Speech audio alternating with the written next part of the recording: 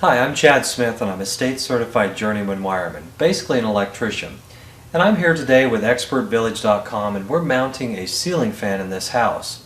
Now we've already went through most of the steps to get to this spot. We've shut the power off, we tested it, we removed the old ceiling fan base, and I wanted to talk to you a little bit about this ceiling fan base. Now this particular model, there's a couple different types out there.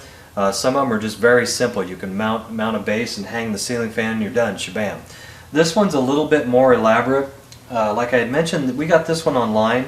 This is a little bit higher end ceiling fan. That's why we went ahead and bought the used one, because these are actually very expensive in the store. This one is a really nice fan. It's got the light kit and the 5 blades and the really nice globes, glass globes. So now on the old fan that we removed, you'll notice that that one was a hook type, and I had talked about the half ball type.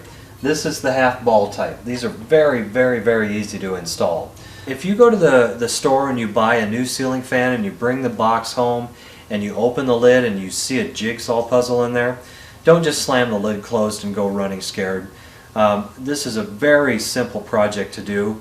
Most people are afraid of this, afraid of electrical, and afraid of doing this. This is so easy. I do it every day. It's so simple to do.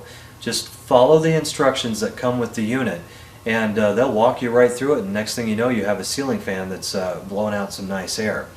And also you have me here with you to help walk you through the steps. So we're ready to install this new ceiling fan. I'm Chad Smith and we're installing a ceiling fan in this house today.